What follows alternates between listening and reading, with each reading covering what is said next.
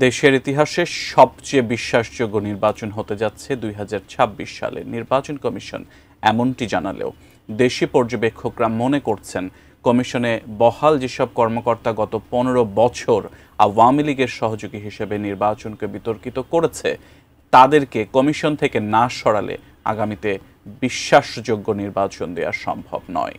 এদিকে রাজনীতির সাথে জড়িত কাউকে নির্বাচন পর্যবেক্ষণ কাজে নিয়োগ দেয়া যাবে না বলে জানিয়েছেন প্রধান নির্বাচন কমিশনার এএমএম নাসির উদ্দিন।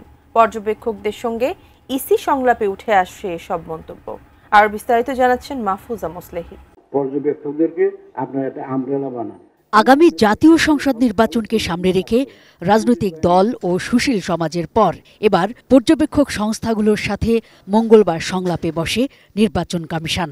নতুন পুরাতন মিলে ৮১টি পর্যবেক্ষক সংস্থাকে আলোচনার আমন্ত্রণ জানায় ইসি।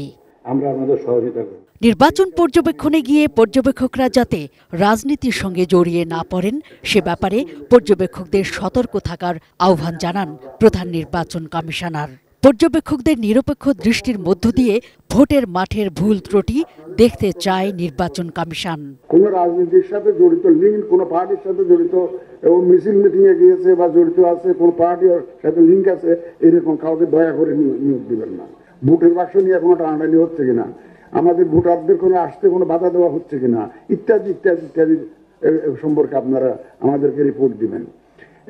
এই রিপোর্টটা হইতে হবে বেসড অন গ্রাউন্ড রিয়ালিটিস। এটা ইনশিওর করার দায়িত্ব কিন্তু আপনাদের। সংলাপে নির্বাচন কমিশনার সানাউল্লাহ জানান, ডিসেম্বরের প্রথমার্ধে ঘোষণা করা হবে ত্রয়োদশ জাতীয় সংসদ নির্বাচনের তাফসিল। এই নির্বাচন দেশের ইতিহাসে সবচেয়ে স্বচ্ছ হবে বলেও আশা তার। স্বাস্থ্যকর অল টাইম ফ্যামিলি কেক, সব সময় অল টাইম হেলদি লাইফ। ভুয়া পর্যবেক্ষক এড়াতে পরিচয়পত্রে কিউআর কোড সিস্টেম চালুর কথা জানিয়ে তিনি বলেন, স্বচ্ছ নির্বাচনের ক্ষেত্রে কোনো ছাড় দেয়া হবে না। আপনারা নিশ্চিত থাকেন, বাংলাদেশের ইতিহাসে সবচেয়ে স্বচ্ছ নির্বাচন হতে যাচ্ছে ২০২৬ সালে।